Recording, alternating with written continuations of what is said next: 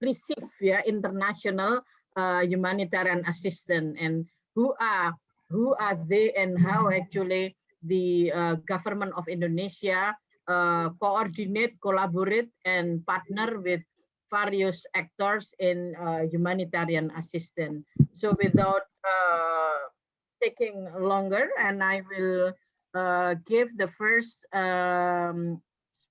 speak or talk to Ibu Victoria, and or Pak Zen will chairing and moderating this lecture.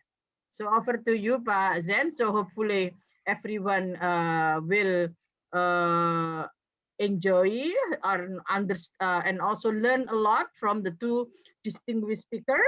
And please prepare your question if you already learn from the courses, actually who are the stakeholders, and they are the one who are on the real field in managing the coordination and cooperation. Thank you. Over to you, Pak Zen. Okay, thank you, Bu Ramawati, for the opening remark and a brief introduction to this topic. I think we can start now. So now 1:11. So I think we can start very soon for the first speakers. Probably Bu Victoria. You want to? Okay.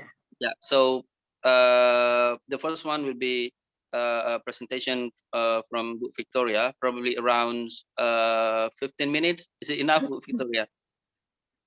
So, okay, yeah, so 15 minutes for each speakers, and then so we will have much time for discussion, and I believe that we will have so much interesting questions from participants, so we can discuss more about this topic.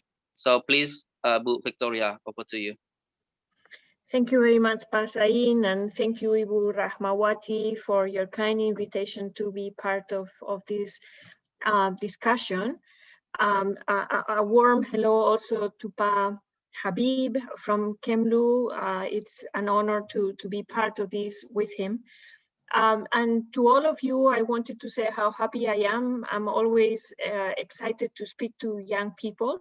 You are our future, and as we will be discussing today, there are big challenges ahead of us. I think this COVID pandemic has been a very clear example of what other challenges we may be facing in the future.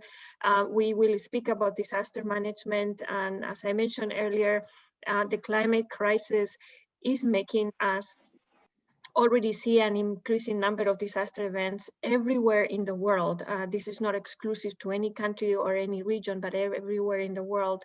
And I also hope, honestly speaking, with what I will be presenting today, that, you know, since many of you are also students of international relations, I hope that this serves as inspiration for you to consider also pursuing career opportunities in international organizations. We know we need Indonesians, we need people that are committed and strong and have a willingness to work to tackle all of the issues that we're facing in the near future. So I have a presentation, and let me see if I can share my screen. I think I need to be... Zen, can you make Ibu Victoria co-host, so she can share the screen? Yeah. Yes, I did. Yeah, thank you. Okay. Can you see my screen? It's still going. Yes, right. Yeah. Okay, great. So I want to give you an overview of what the international humanitarian system is, and in particular the role of the Office for the Coordination of Humanitarian Affairs that has a mandate to coordinate.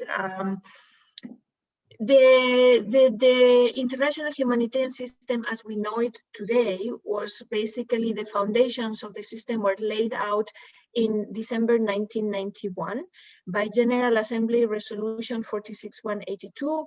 And for you to get a bit of background on how this came together, at the time, the war in Iraq and the response of different humanitarian organizations to addressing the needs of people that had been affected by the war made us realize that humanitarian agencies at the time were working in a very isolated manner. And there was a need to be able to come together and coordinate efforts. There was also the recognition that crises were not just caused by one specific factor, but rather very often what we face around the world are complex emergencies that are a mixture of human-induced emergencies, but also composed by environmental factors, for example, drought that cause famine and so on. And of course, the increasing number of disaster events that we have been witnessing for a while. So all of these made countries realize they need to come together and improve the way we respond to these emergencies, particularly when countries by themselves are not able to tackle all of the many issues, and the international community is asked to support. So to give you a sense of the mandate that was given at the time to the Office for the Coordination of Humanitarian Affairs, and our responsibilities have not really changed since then. It has stayed the same. We have 5 core areas of work. The first one is coordination, and in that we help international humanitarian responders and organizations come together around the table to make sure that they share the information on what they aim to do and what they're doing to increase coverage of humanitarian response, as well as avoiding any overlaps or gaps in the response. The second one is policy development. At the global level, OCHA works with many different international organizations to define policies that support humanitarian response. So I give you a couple of examples. Gender policy, how do we make sure that we take into account the different needs of women and girls and boys and men? How do we integrate gender in humanitarian responses? So that's a policy that has been recently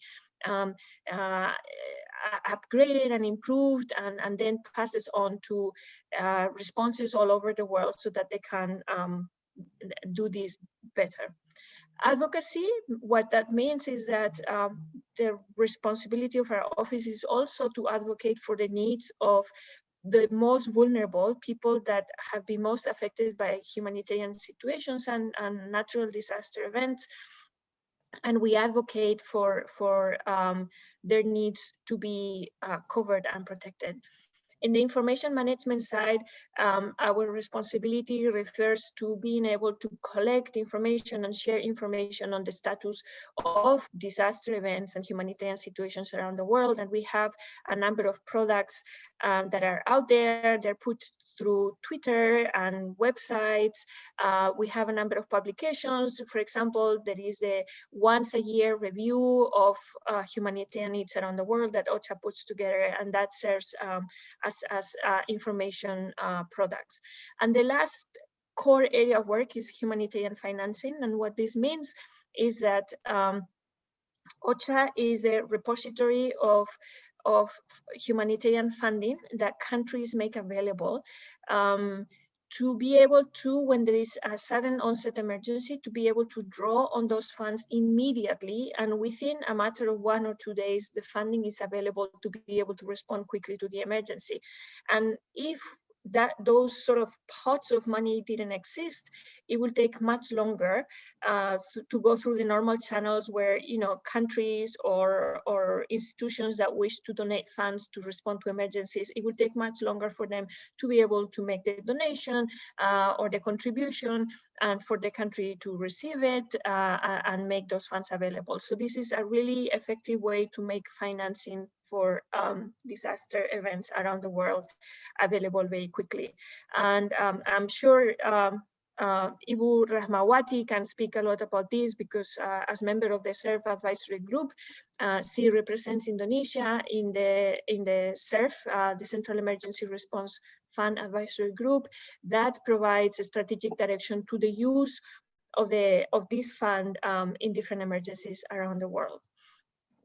The International Humanitarian Coordination System comes together through what we call the Interagency Standing Committee. And what the Interagency Standing Committee is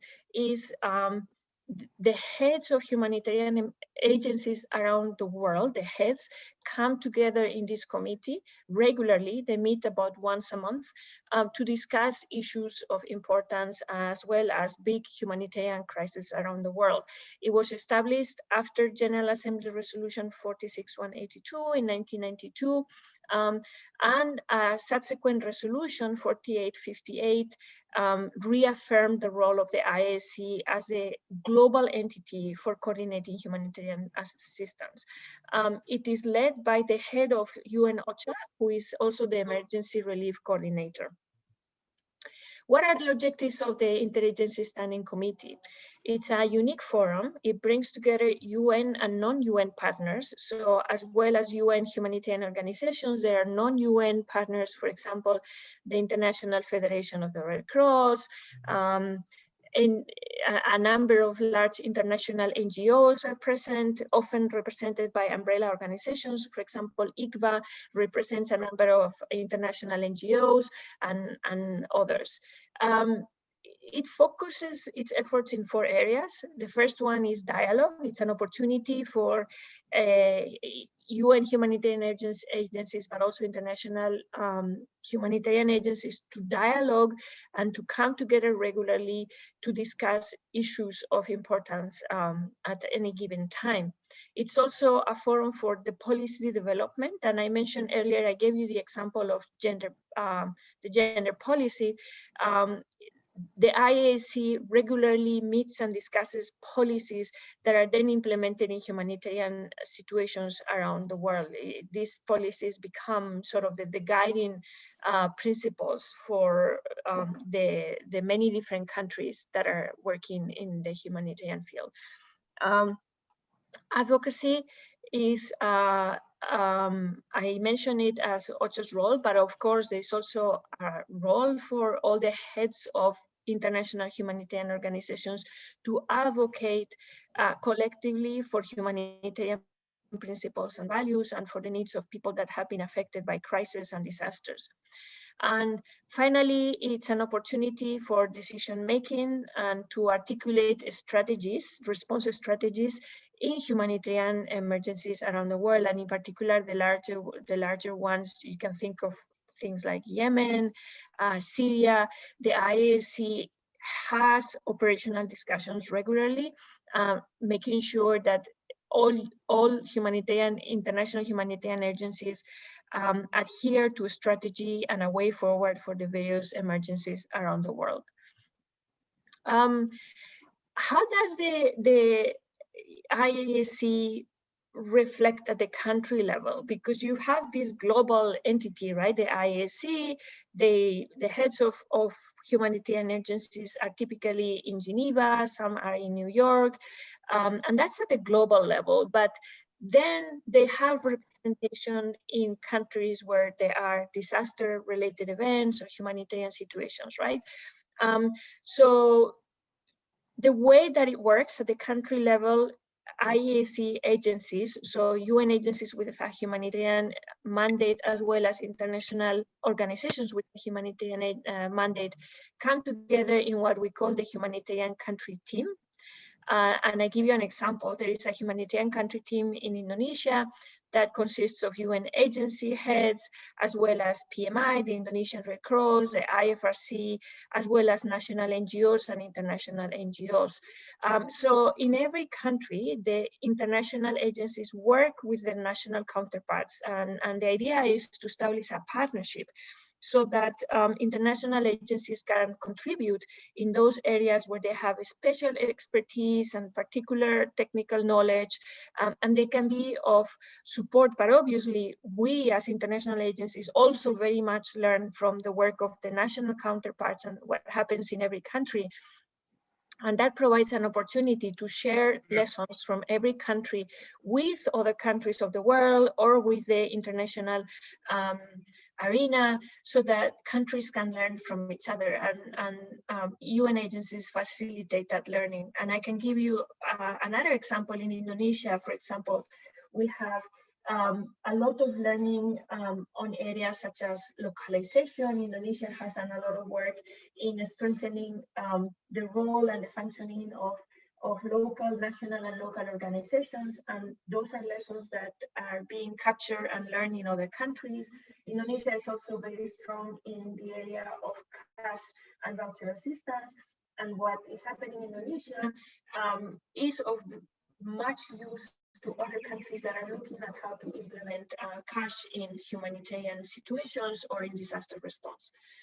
So the humanitarian country team is really that opportunity for the partnership between the international agencies and the national agencies in any given country. And the same way that there is an HET in Indonesia, there are HETs in really many other countries where the UN is present. I want to make reference here to the cluster approach, and this refers to the international way of working for humanitarian agencies. At the international level, humanitarian organizations come together around what we call clusters. And clusters are basically groupings of organizations according to a theme. Here in this graph, you can see the clusters that exist in the international cluster system. For example, the education cluster is led by UNICEF and Save the Children. The food security cluster is led by WFP and FAO. The health cluster is led by WHO, and so on. There is 11 clusters. In any given emergency, when something happens, the humanitarian country team will look at what the emergency is and make a decision on what are of these clusters, which ones need to be, what we say, stood up, which ones need to become active. So for example, if it is an emergency that requires the delivery of food or has food security implications, the food security cluster will be activated so that humanitarian agencies working on food security can come together and start working to respond to that emergency. That's the way it works when the international players are acting in that country, right? And this happens in any country that has international agencies responding to an emergency. In the case of Indonesia, this is slightly different because Indonesia has its own national cluster system. It's a little bit different from this one that you can see here. In Indonesia, there are 8 national clusters. And in the case of Indonesia, if there is a need for international agencies to partner and to work with national counterparts, we will work through the national cluster system. But I wanted to put this one in front of you because for those of you particularly thinking about international relations and those that want to understand the way that the international humanitarian system works, this is very useful for you to know. In any given emergency around the world, you're very likely to see these clusters coming together and becoming active. Disaster preparedness and response in Asia and the Pacific region has a number of specificities, right? It's a very different region from others in the world, with a majority of middle-income countries, as well as a growing capacity and political will among governments to lead the response to any given natural disaster or emergency. There is also a move towards welcoming assistance instead of requesting. I think the tendency has been for countries in the region to, of course, let the agencies that are present in country, international agencies present in country, continue to do the work, but not so much requesting new agencies to come in. And I think that's really well understood because we work through partnership and it takes time and joint work across years to be able to establish that partnership. There is also an increasing involvement of regional organizations, and in this, I'm sure you can all think of ASEAN and the HA Center in particular, with new responsibilities in disaster response and how those ones come together as well to support countries. And the change in role of international organizations, where it is a role to support and to complement national capacities, augment them when they're needed, but also to focus on those areas where we are of most value added. So, to increase the speed of our response, to increase the volume of our response, or to contribute our technical expertise that we have gathered across years and years of experience in other countries. And that's where we can be most useful to disaster response in the region. There is a number of emergency principles for disaster response in Asia Pacific. National capacity and leadership, I mentioned earlier, the willingness to lead and to increase this country. Localization is something that I mentioned earlier, and we witness in Indonesia very strongly, which is the increasingly growing capacities of the local actors and the regional actors to be able to respond. And that's something very positive, because in disaster response, we want those that are affected by the disaster to be most empowered to be able to address the consequences of the disaster, and only have other external players come in when there is no. The role of international organizations is shifting, and this is very much in line with what I said earlier, right? Where the role of the international organizations is not so much to lead the response, but rather to support and to provide complementary capacities when needed. Here you will have, you will see, it's what we call the circle of disaster response, where the center is people that are affected by disaster. And the idea is that those that are most affected are at the center and are driving the priorities of the response to the largest extent possible. They should be responsible also for being able to address the needs that have been identified, and only when there is a need to involve other actors, then we keep on going out of this circle, right? So if there is a need to intervene, the first ones to intervene will be local governments and other affected communities, the civil society in those communities. If they need help, then additionally, the private sector at the national level, the national government will come in with support from the humanitarian country team, and only when there is no other option to reach out to, for example, bilateral donors, multilateral donors, and regional organizations.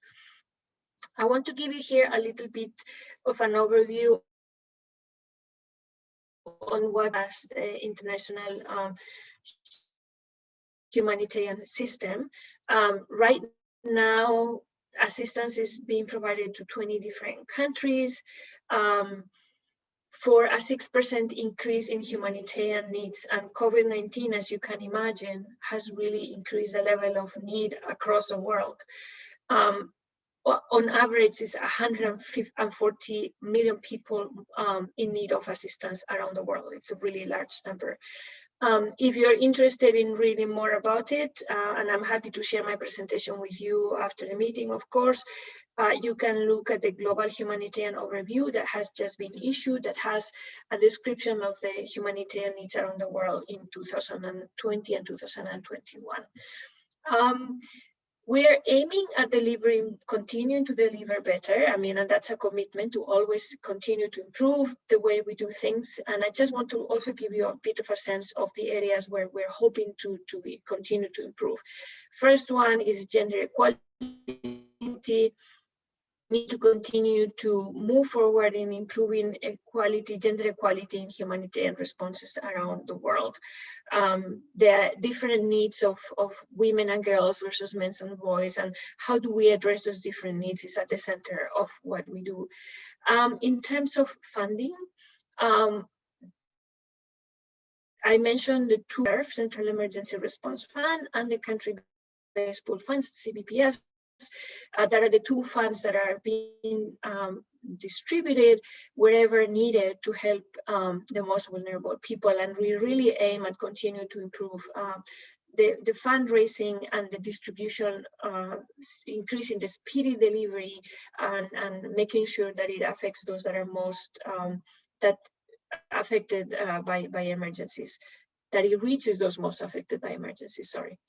Localization is also big in the agenda, and the idea is to try and continue to involve as much as possible local communities, including local businesses, local civil society organizations, and so on, so that they play a key role in identifying the needs and working with other responders so that humanitarian response is most adapted to the local needs.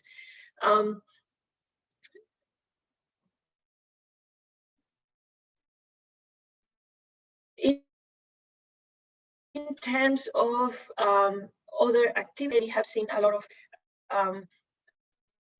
positive return for the efforts being made.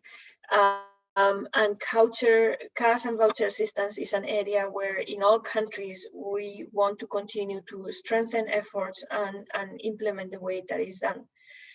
Two last aspects are improvement of collaboration and coordination. This means continue to bring humanitarian actors together and having them work. In the last years, we have seen a very large increase on the number of humanitarian organizations that are active, not only national, but internationally. And because their number is increasing, we also need to make sure that they're well coordinated and that they work together. The last bit is of priority work is on preparedness, and what this means is we know that we're going to have more disaster events coming our way. The pandemic has been a striking reminder of how the way that we as humankind interact with the natural world also has an impact on us. So we need to improve our preparedness. We need to be better prepared to respond to future pandemics, to respond to future emergencies, and we need to strengthen preparedness efforts. We're facing big challenges for 2021 and beyond, of course, but I want to focus on 2021. Funding requirements are of $35 billion US. That's the largest amount ever required. And the reason for that is the increased number of people that are in need of assistance around the world, 160 million people. But this comes together with a lot of positives, which is the large number of agencies and organizations that are involved in response. I don't want to take much long because I see that I'm already over time. Here you have some global trends. You will be able to read more about them when I share the presentation with you. But we're basically looking at more intense conflicts, disaster events compounded by civilian conflict, displacement. The climate crisis is expected to create a large number of displaced people. There's estimations of about 51 million refugees that will be created by the crisis, rising number of disease outbreaks and pandemics, and the continued impact of the climate crisis. On the positive side, with sometimes this very dire near future situation, we see as positives young people becoming involved and very vocal and wanting to be included and participate, and that's great. We want more of that. We want you to come and work with us and really contribute to the world that you want to have. There is also the opportunity offered by new technologies to advance humanitarian action.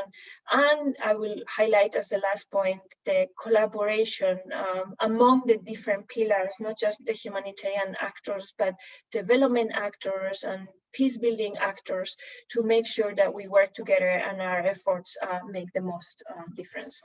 I'll stop here. Very happy to respond to any questions, and thanks very much again. So sorry, I went a little bit over time. Over back to you. Okay, thank you. Thank you for the very great presentations from Bu Victoria. Lots of things that we learned from these presentations. Bu Victoria mentions about the 5 principles roles of UN OCHA, like coordination, policy development, advocacy, environment, information management, and financing.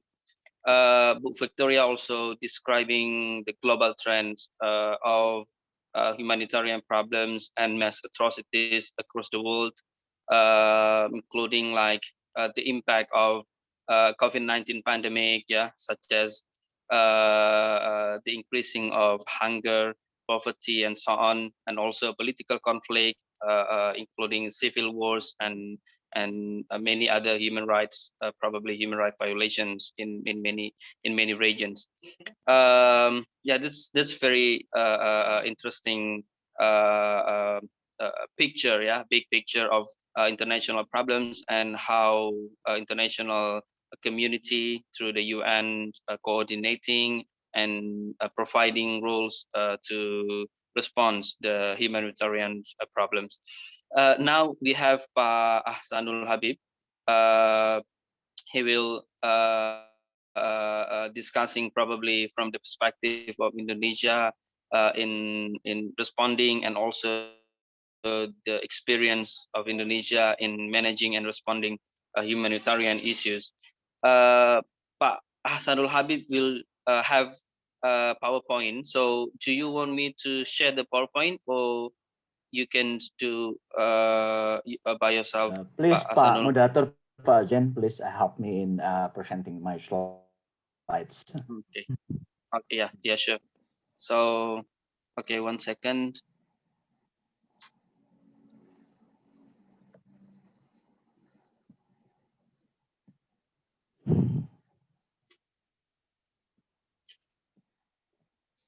Yeah. Okay. Yeah. Shall I Okay. Yeah. start now? Yeah. So, please, Pak Ahsanul Habib, over to you. Okay, thank you very much. Good afternoon. Thank you, Pak Moderator, Pak Zain, Ibu Ama, and of course, I'd like to give my appreciation to Universitas Muhammadiyah Yogyakarta and the Center for Development and International Studies for initiating the webinar and for inviting the Ministry of Foreign Affairs. I also would like to convey my appreciation to the University of Muhammadiyah Yogyakarta for giving a forum for humanitarian diplomacy. It's about a partnership and assistance in the situation of humanitarian emergency or humanitarian operation. Of course, it is an honor for me to be given an opportunity to share my views on this particular topic. I know that many global humanitarian issues has already been presented by Ibu Victoria, and I'm glad to be in the same forum with Ibu Victoria this afternoon. Before I start my presentation, I'd like humanitarian affairs is real, related, and directed to the interests and needs of the life of society, to which the UM Yogyakarta has shown its competency in developing academics understanding beyond just cognitive knowledge. That is my assessment on this program. I hope, of course, the seminar could initiate more interest and innovation and subsequently strengthening Indonesia's humanitarian diplomacy. Having said that, I'd like to start my presentation, and again, I welcome this initiative. My first slide would be, the philosophy or the basic framework why the humanitarian diplomacy is important. Please go ahead with the next slide, Pak Zain.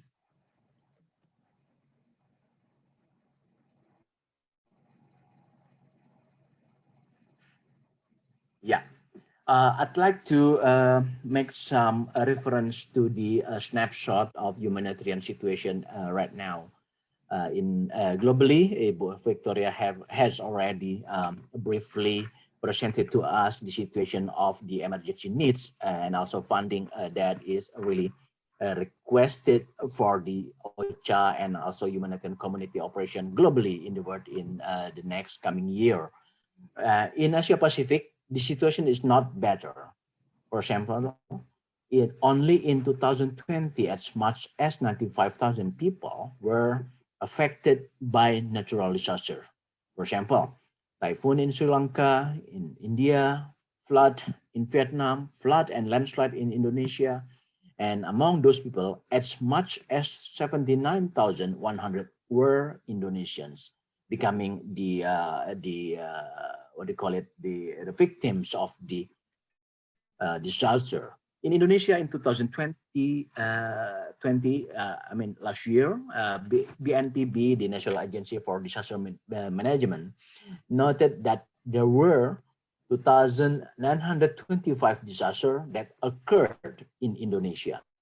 At least 6.4 million people had to move to find safer place to live.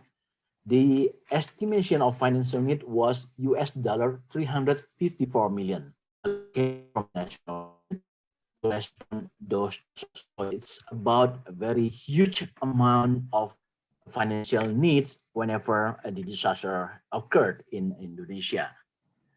Next slide, please.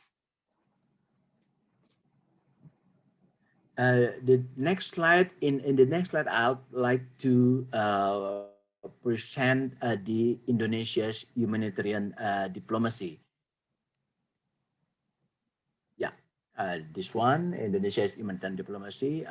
Colleagues and participants and dear students of the webinar, those background at the previous slides bring us to the characteristic on humanitarian diplomacy, as well as the questions why it became an integral priority in Indonesia's domestic and foreign policy.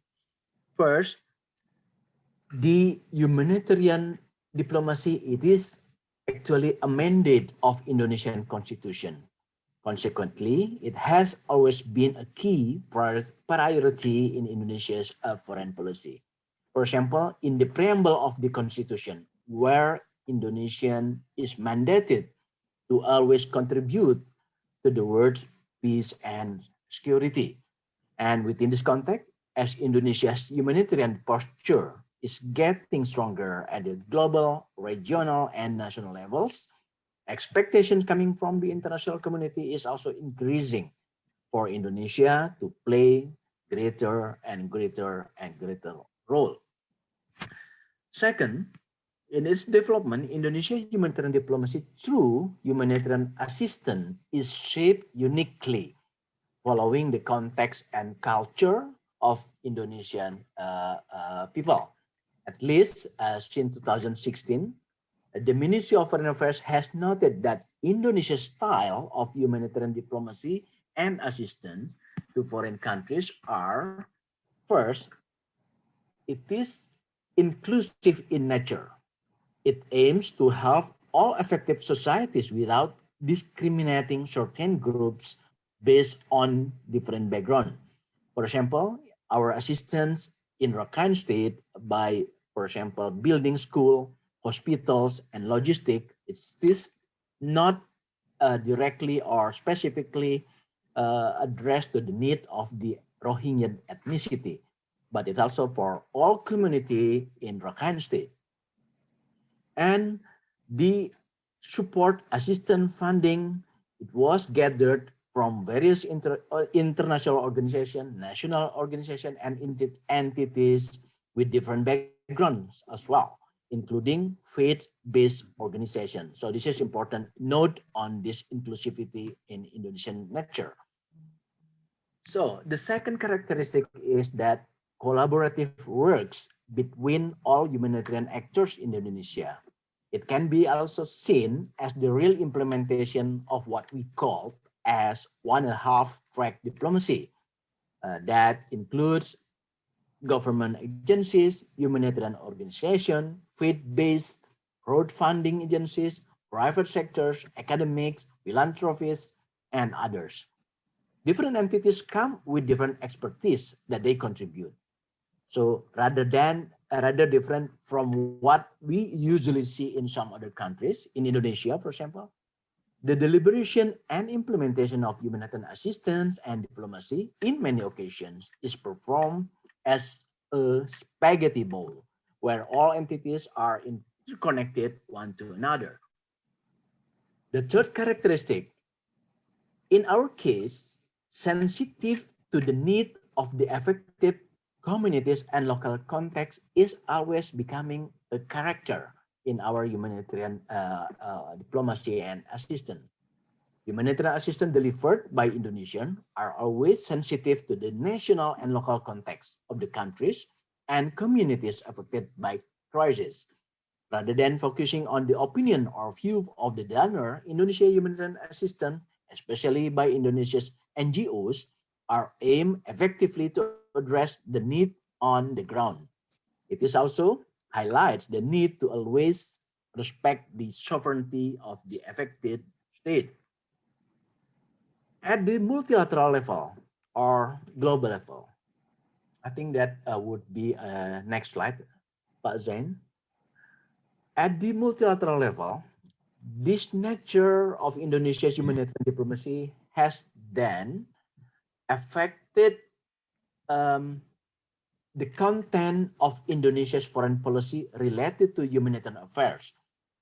It covers at least 5 key elements. First, it is emphasizing the leadership of national and local actors. Second, it is multi-sectoral partnership between government, civil society, think tanks, private sectors, and international organizations. Inclusiveness also becoming this key. It also addressed the interest, the need of women, children, persons with disabilities, and older persons. And we also always highlighted the principle of needs-based and development enabling humanitarian assistance. It's about empowerment. And of course, for Indonesia, the protection of humanitarian actors in humanitarian mission is always becoming one of the key elements and also the priority. So let's move to the next slide, please, Pak Zain. I'd like now to talk about the localization of humanitarian missions in Indonesia's case. The pandemic COVID-19, of course, has exposed an unprecedented challenges to global and regional cooperation on humanitarian assistance. There are at least 3 challenges that COVID-19 poses to humanitarian actors, which are, first, safety and security. Why? Because of due to the high mobility of humanitarian actors that often work on the ground and interact with people, humanitarian workers has been considered to be one of the most exposed groups to the COVID-19 risk. Next, limitation of access due to the border management. Because of the COVID-19, response policies by states that mostly limit the number of foreign entities visit humanitarian missions have often experienced delay and suspension, while humanitarian needs remain existing and should be addressed quickly. So it's about the speedy assistance as well as the limitation. Next issue is the spread of COVID-19 also exacerbates the global humanitarian crisis. According to the statistic, in early 2020, there are estimated 168 million people who are in dire need for emergency humanitarian assistance. In mid-2020, after COVID-19 hit, the number was significantly increased to reach more than 250 million people. It's almost 100 addition. Therefore, localization becoming one of the main focus in humanitarian affairs, also in Indonesian case. It is a commitment by Indonesia to the local entities, including the local government, of course, to be empowered in humanitarian situation and response. For us, the local government, local entities, they are actually the first responder in the case of humanitarian emergency.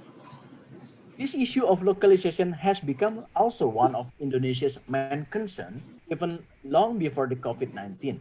In fact, in 2019, we put that topic as one of the agenda of our regional conference on humanitarian assistance. Lesson learned from the localization. First, leadership of national and local actors are essential. Second, national and local actors should be put as the driver and the center of humanitarian mission. This is the other reference which I have already said about the first responder of humanitarian emergency. Then, national and subnational coordination is crucial to ensure that rapid response during humanitarian crisis can also be existed. Last, international community should not replace the national and local humanitarian actors in efforts to deliver humanitarian assistance. In Indonesia's perspective, again, local communities, local entities should be the first responder by empowering the community and local resilience in addressing the situation of emergency. Finally, in my last slide, I'd like to give some examples of our leadership at multilateral level. Regional Conference on Humanitarian Assistance. This is one of our idea in 2019, and we would like also to continue in 2021 to again to provide a forum for multi-track stakeholders to discuss everything about how to strengthen coordination, networking, and also to make speedy action during the situation of humanitarian emergency. Second is I'd like also to give one example of the priority of the government of Indonesia during our membership at United Nations Security Council in 2019. During our presidency in May 2019, we put the protection of civilians in armed conflict as the topic of the presidency of Indonesian Security Council in that year. It is emphasized the need to ensure access to humanitarian assistance as well as to prioritize most affected and most vulnerable in humanitarian assistance, including women, children, persons with disabilities, and older persons. Also in 2019, Indonesia was also the co-facilitator with the Switzerland to discuss all aspects humanitarian assistance and missions globally through ECOSOC Humanitarian Affairs resolution on humanitarian assistance.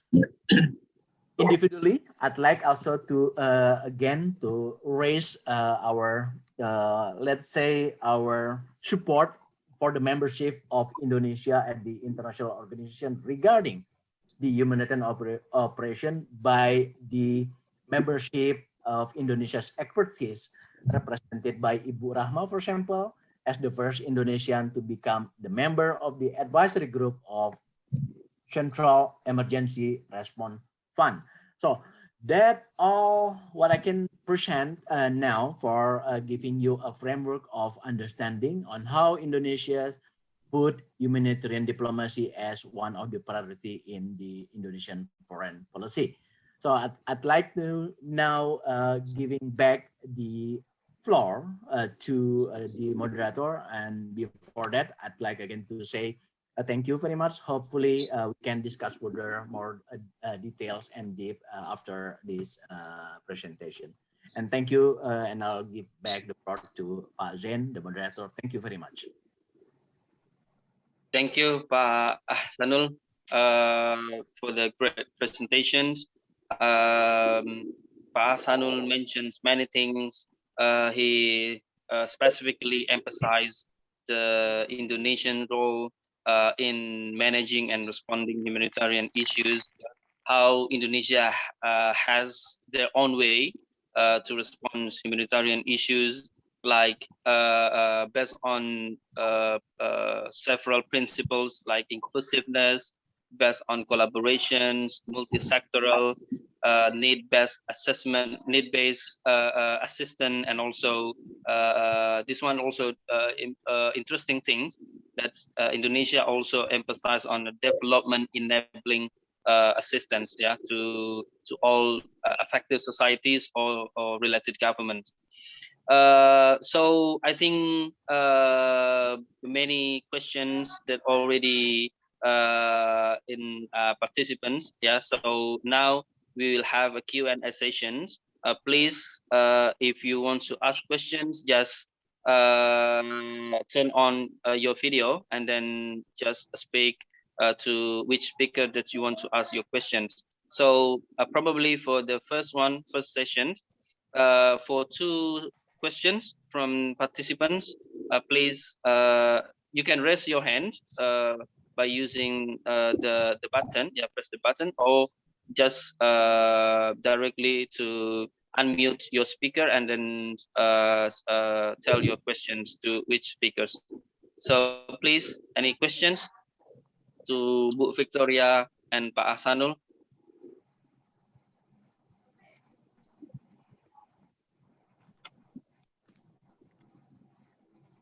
Maybe you can stop the screen so we can see. Yeah. Yes. So please, any questions? Or probably while we are waiting for question from participants, can I ask one question, Pak Ahsanul and Bu Victoria? Yeah. Okay. Thank you. We witness that the problem of humanitarian crisis is not a simple one. Yeah, it is complex problem. From the issues, from the contesting principles, yeah, like sovereignty, sometimes interference, and protecting people and so on. So if for example, like Indonesia, like Pak Ahsanul emphasized that Indonesia using several principles in responding humanitarian crisis, especially in the overseas, yeah, in other countries. If there is a case which related government where the humanitarian crisis happened, if they if they are if they lack of capacity, or even they are lack of political will to respond the crisis adequately, so what will Indonesia prefer to do in respond this kind of dilemmatic situations? And also for Victoria, with the same questions, if there is this case happened, what international agencies will do to dealing with these situations. Yeah, thank you. So that question would be to Yeah. me. Okay, I will take my first chance to respond to questions.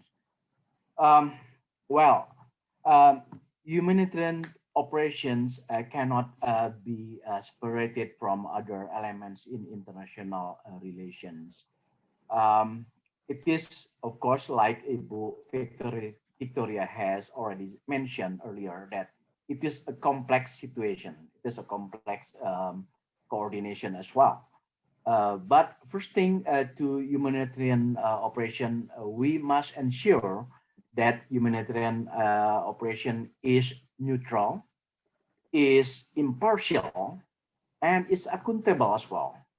So based on that, of course, if we offering humanitarian assistance to one country, for example, if we keep our commitment to be based on that principles, I don't think that there is, a political obstacle for us to giving those country with our assistance. But again, the second dilemma, as you said, is that contradicting principle between giving assistance to the people and also the sovereignty. Which ones came first? But as guaranteed as well at the UN Charter, United Nations Charter, for example, the sovereignty of a country should be respected, meaning that as long as country has the capacity to help themselves, so it's good example, it's a good experience. But in the case that country do not have a capacity to, to do this humanitarian operation, what should other state or other government do? First of all, by respecting their sovereignty, the diplomacy teach us that we need to talk to them, convince them, try to constructively have a dialogue with them that you need our assistance. You cannot do it yourself. We help you because we care about you. So there was a good examples in the case of Typhoon Nargis in Myanmar about 2005, for example, 2004, 2005, 2006, when they clearly said that we don't need your help, international community. We can do it by myself. In fact, they don't have a capacity to help those people affected by typhoon. So Indonesia, with the cooperation with the United Nations, could finally convince them that no, you cannot do it yourself. You need international cooperation. And finally, they accepted by the guarantee of the objectivity, impartiality, and neutrality of UN operation. So we successfully did the trilateral cooperation between Indonesia, ASEAN, and also the UN in helping the victims of Typhoon Nargis. But in the dynamics of international relations, so the question is becoming more complex. What if countries do not accept anything from international society? A lot of questions referring to the responsibility to protect, for example. But again, responsibility to protect is not a conceptual concept in the world community. In the UN itself, of course, we have this this concept, but whenever we talk about R2P, the case is becoming, very, very easily split it between blocks in the countries at the negotiation, the UN.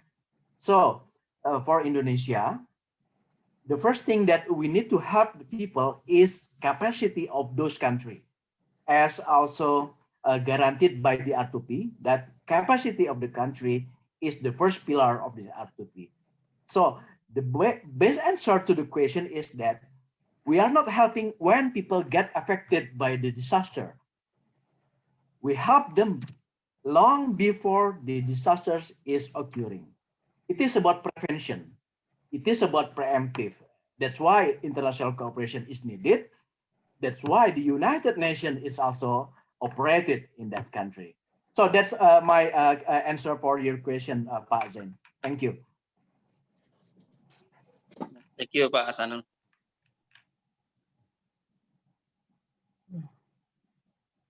Ibu. Thank you, Pak Zain. And I think the response by Pak Habib is really comprehensive and very clear. And he has pointed out to the very difficult challenges, right, that we face in situations where assistance may be needed, but at the same time, we need to be respectful of the principle of sovereignty, national sovereignty. And I think this is something that I want to emphasize, because really the international humanitarian system will only come to provide support on the basis of the acceptance of that support from a country. We're very respectful of that principle of national sovereignty. Also to emphasize, there are 4 humanitarian principles, and it was very interesting for me to see Pak Habib's presentation because Indonesia's humanitarian diplomacy is very much in line with those 4 principles, right, of humanitarian assistance, which are humanity, neutrality, impartiality, and independence. And what basically these 4 principles mean is that once, of course, a country has agreed to work with international counterparts in addressing the humanitarian needs in that country, we as humanitarian organizations, we must adhere to those 4 principles. And what they mean is, in the first place, human suffering should be addressed wherever it's found, and there is a responsibility to try and protect the life and the health and of people, as well as respecting their rights. We also need to ensure that humanitarian assistance is provided on the basis of humanitarian needs alone, meaning that those that have the most need to receive assistance first, and no other considerations need to come into play, whether it's race or nationality, gender, religion, political opinions. None of that matters. We really need to focus on who needs it most. Also, in terms of neutrality, it's very important for humanitarian organizations not to take sides. We must continue to stay as neutral actors, and as that, of course, the UN really strives to not take sides, and simply when it comes to humanitarian operations, really just focus on who needs what and what is needed. So we're, humanitarian action needs to be independent from any political, economic, military activities that may take place in response to any given emergency. Pa Habib also mentioned the responsibility to protect, and that's an ongoing debate, right? It's a very difficult one, because on the one hand, I think there is acknowledgement that we as humans, we need to help protect human rights and the lives of people, but at the same time we need to be respectful of national sovereignty, and sometimes those two are difficult to manage at the same time.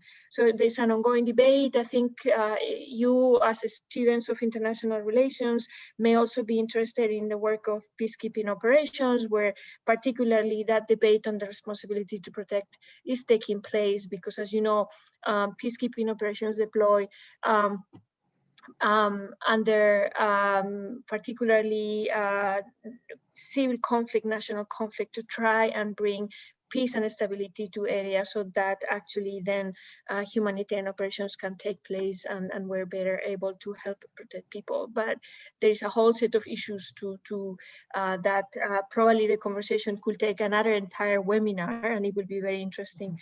But I'll stop here in the interest of time. Over back to you, Pa Zain. Okay, thank you, Bu Victoria, and also thank you, Pak Hasanul. So, any questions? Yeah, Pak Hasanul said in the chat, if there's no questions, so he will ask questions to all participants. So, yeah, it will be a nightmare for us if Pak Hasanul asks us questions. So please ask him questions. Yeah, it's usually a lot of questions. And for all students, you can also ask in Indonesia if you want to ask, and then we can translate and vice versa. Please. Yeah. You can ask and relate it with the stakeholders and all, how actually when Indonesia receive assistance and who coordinate is there. Is it Kemenlu or BNPB? Maybe Pak Ahsanul Habib also can elaborate, because Indonesia, I also gave example in the classes that Indonesia receive assistance during the Palu respond, yeah, earthquake and tsunami, and also before during Aceh, because in Aceh is quite different because we haven't had the law, yeah, the law on disaster management. So what's the big difference between Aceh and Palu? Would you mind to elaborate that, because many students in the class usually ask why we receive, and should we always receive, or we may not receive, and things like that. So Pak Hasanul, if you may elaborate. Yeah. Thank you, Bu Ama. That was a very difficult question, actually. Probably whenever I got that question in many forum, it might probably I'll give different answer every time someone asks me that question, because this is a very depends on the dynamics. In Aceh 2004, I still remember I was in Jakarta at that time. Um, Everything was organized in emergency action. Everything. It was, I think it's on the 26th of December 2004, if I'm not forgotten.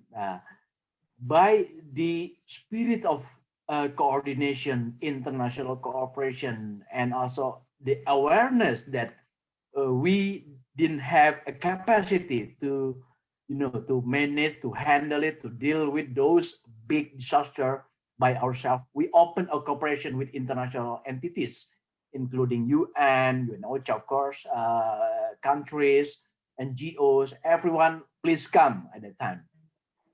This is actually a moment when the capacity of Indonesia in dealing with the disaster becoming, like, what do you call it? It has to be mature before the time. We have to be ready before we do not aware that we are not ready, something like that.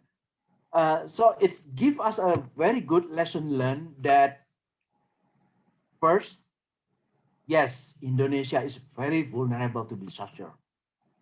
Second, we need to build our own capacity to handle with the recurrence of disaster in Indonesia in many forms, in many shapes. Third, that disaster is non-identity. Disaster doesn't recognize religions. This is not about nationality. This is not about the status, whether you are rich or you are poor, whoever. So based on that, in 2007, if I'm not mistaken, we developed the National Agency of Disaster Management, the BNPB. Also with the national law on disaster as well. So that is the lesson, the big lesson learned from the tsunami Aceh, in Palu, and also in Lombok. There was an assumption that we have already have a good capacity in dealing with the disaster. We have the BNPB, we have the local BNPB like the BNP, Badan Penanggulangan Bencana Daerah, BNPD. We have a lot of NGOs that operating in humanitarian assistance. We have a certain awareness among peoples, among government about the danger of being victims of disaster whenever we are not ready, whenever we are not anticipated. But in fact, Lombok give us another lesson. Palu gave us another lesson. The most important lesson is that, well, we are not that good enough, because disaster can be, can be coming in different form. Liquefaction, for example. Nobody knows what was that liquefaction. Second is that the awareness, the capacity, the commitment, the political commitment of the local leaders is varied as well. Sometimes, for example, in many cases, I don't want to mention about what cases, but sometimes in the cases of disaster, the governor, vice governor, the mayor, vice mayor, they are all incommunicado. We cannot call them, we cannot touch them. So there is no one that becoming a leader in handling the disaster.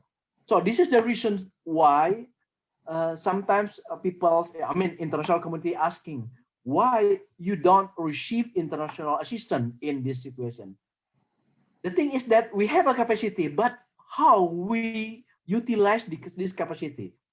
By having the disaster, we want local leaders becoming the first responder.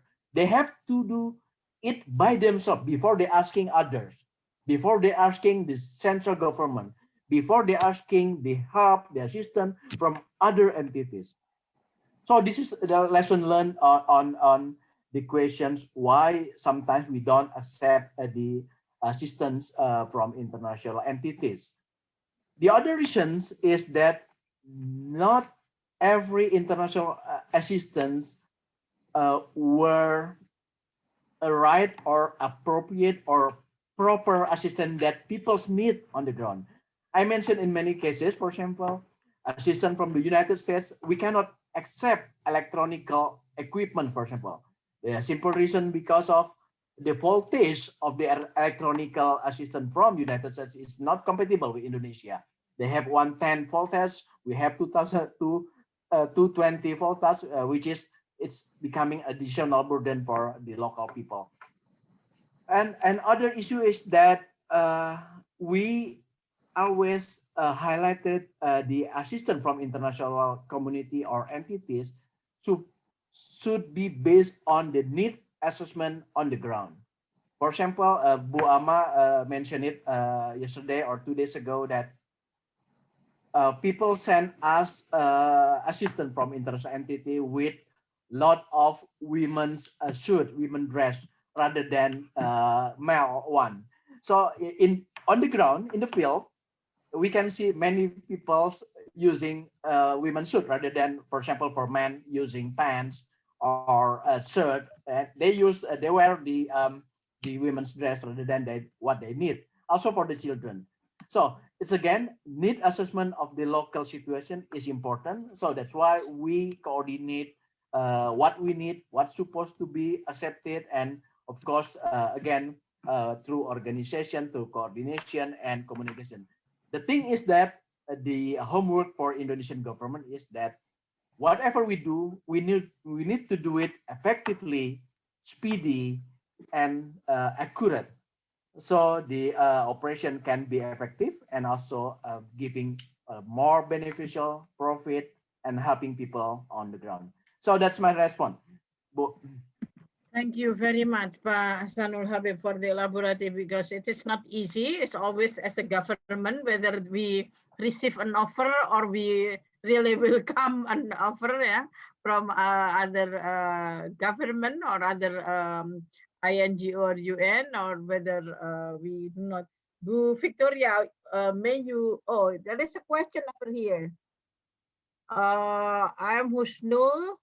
A few days ago, I saw the news on television regarding the flood in Aceh caused by waste from one company, and this disaster often occur and very detrimental to local community. To the local government, there will not be any action taken by the company. How do you respond this matter? So that's the issue on the, for example, the multinational company that creating environmental disaster. Is there also part of the humanitarian response as well, if it's also affected people, because there are various incidents on the technology that creating the technological hazard or natural disaster hazard. Who want to respond? Ahsanul or Ibu Victoria, is there any cases in global arena about the technological hazard and how it will be responded? Well, probably my response is very Okay. short. Whenever the natural hazard, the environmental disaster happens in one place, first of all, we need to to do the assessment of the scale of disaster. If it is about a small scale and everything, I don't think that would be categorized as a natural or humanitarian emergency situation. But of course, in many cases, in other countries, other continent, of course, for example, the oil spill from the refinery or from the big tanker, that could be a natural disaster, and then sometimes also affected to the people. So we can see different treatment, different management in dealing with that situation. The question on the flood in Aceh caused by waste from one company, I don't I don't know how to answer it because I think I need to learn about the case. I need to read about the case, whether this is a big scale case, whether this is only a natural disaster or is the humanitarian situation or humanitarian emergency situation. Whenever it becomes a big scale, the first responder like the local government should respond it. And when they cannot, take it by themselves, of course, they will ask the central government to do it, to have a good coordination and organization in dealing with that situation. Probably the good example for natural disaster is in Situbondo, East Java, Bu Rahma, when the oil drilling becoming huge and also massive mud coming to the area and affected a lot of people. That would be a natural disaster that also causing humanitarian emergency for the local community surrounding the drill mine and also the refinery. So that's my response, Bu Ama.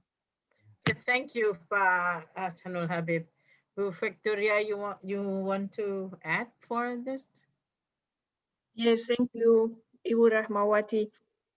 My response is also going to be quite short because when it comes to environmental disasters, and I fully agree with Pak Habib that of course a lot depends on the extent of the disaster. Some disasters are quite manageable, and there is really large ones that affect, really go beyond one specific country, and they're of a transitory nature.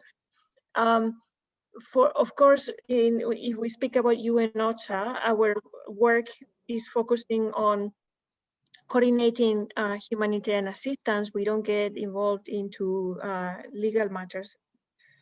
I will think that the legal system of any given country is the first and foremost most effective way to deal with legal implications of damage caused by companies or entities that have caused environmental damage in any given area. It is at the global level, it's a very interesting debate, because of course there are international treaties on environmental issues, right? I think we can all think of environmental treaties, the Paris Accords, treaties that have been signed by many different countries. How the implementation of those treaties is being undertaken, and the possibility of even taking legal action for not fulfilling the treaties that some countries have adhered to, or companies that do not respect it. It's a whole different issue.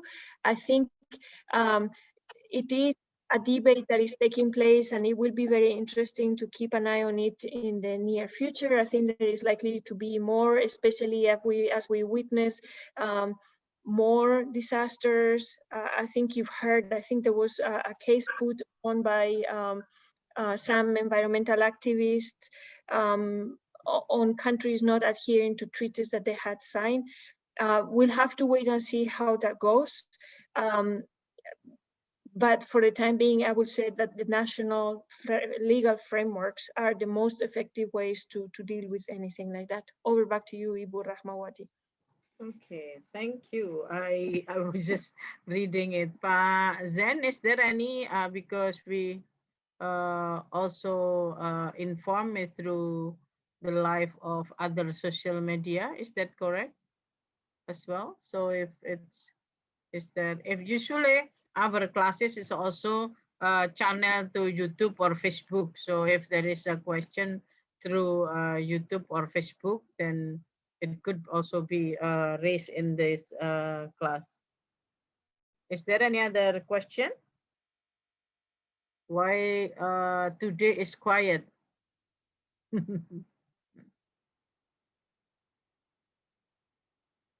Probably everything was very clear from Ibu Victoria. Yeah, I guess so. Yeah. Or it's very complex than we do. Yeah.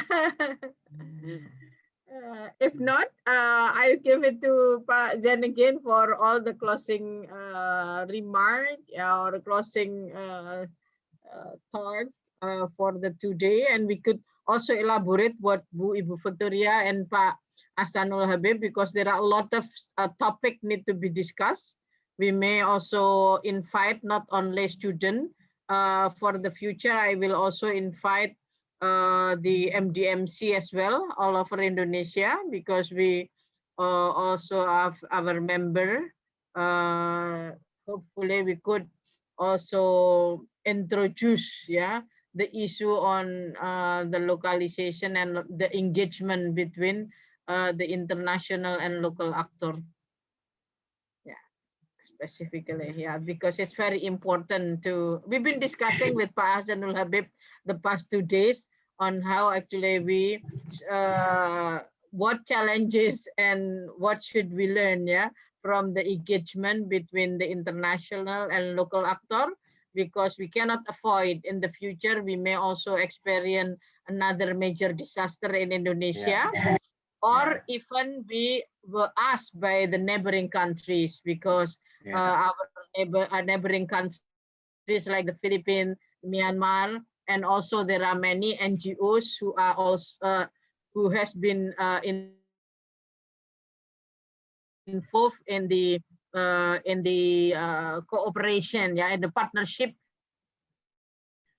for responding either hazard or humanitarian crisis, like in Myanmar and Bangladesh, because many NGOs still working in those 2 areas. Or Pak Zain Maulana can also have another webinar for the discussion for the international relation to elaborate the humanitarian diplomacy, because there hasn't been any subject in humanitarian diplomacy yet. So we hope that in the future it could be a new course in our department, to have the humanitarian diplomacy, to equip all the diplomats and also who work in the international affairs to understand the complexity of the stakeholder or the humanitarian actors in the world. Okay, I offer to you, Pak Zain. Thank you, Bu Ama. I agree, absolutely. This very interesting discussions, topics, and I think it is highly needed for us to develop probably a course in humanitarian diplomacy, so we can cover many things related to that, the agencies, the issues, the controversial mechanism response, and also the contestations, norm contestations in humanitarian response. So before we close this Studium journal, then I suddenly have an idea. How if is it possible to also offer a short course, and also we could work with the UN OCHA and Kemenlu for the humanitarian diplomacy and all related with the international engagement. It would be interesting. So we could open either university, NGO, even the staff of Kemenlu to have like the short course. We could develop the training program. We could supply from academia and also practices from NGO, and also coordination experience that done by UN OCHA. So people will understand how the coordination work and who doing what, and then what need to be like prepare and organize. I think the government is also needed, not only government, NGO as well need to understand. That if the Kemenlu or OCHA agree, we could have like a short course with certificate that we could do together. Then it would be useful, to equip the understanding of humanitarian architecture and landscape. That's I think that's interesting, Bu Ama. Probably we can talk this more further. Probably I can meet you sometimes when you are available, because I know that you are highly a very busy person. So yeah, when you are available, we can talk more in mobile phone, no problem at all, in virtual meeting. So I think that's interesting. Probably after Idul Fitri, or in the middle of year this year, so we can execute this kind of a great idea. Yeah, I think that's very important. Yeah, probably with a full day course or 2 days course, a short course, yeah, for students, NGOs, civil societies, probably also researchers, yeah, that are concerned with humanitarian issues need more comprehensive understanding and probably some skills in dealing with humanitarian issues. So before we close this forum, do you want to give probably like a closing statement, Bu Victoria and Pak Hasanul? 2 or 3 minutes for closing statement. Bu Victoria first. Okay, please, Bu Victoria. Thank you very much, Pasain. From my side, just to say that it really is a pleasure to engage with all of you. I fully support the suggestion by Ibu Rahmawati to continue the conversation. I think there is a lot to learn on the implementation of disaster response in Indonesia. Localization is a big one, but as I mentioned earlier, the implementation of cash and voucher assistance. And in particular, I think the national cluster system that Indonesia has set up sets a really interesting example and precedent for other countries of how, you know, a country can take an instrument that has been proven around the world, adapted to its national context, adapted to its national needs, and make it work in the country. So very happy to continue the conversation. I think these are really interesting issues. And for me, a great honor to have participated in this and to be part of this also with Kemlu. I was very interested also in listening to Pak Habib's presentation. So thank you very much, and I look forward to continue the engagement. Over back to you, Pasain. Yeah, thank you, Big Victoria, and thank you for also the support and yeah to making these kind of issues widespreadly yeah for all people, yeah, so we can understand better for this issue. So please, Pak Ahsanul, for 2 minutes a closing statement. Well, thank you very much, Pak Jen, the moderator. Thank you very much, Ibu Rahma, and also Ibu Victoria.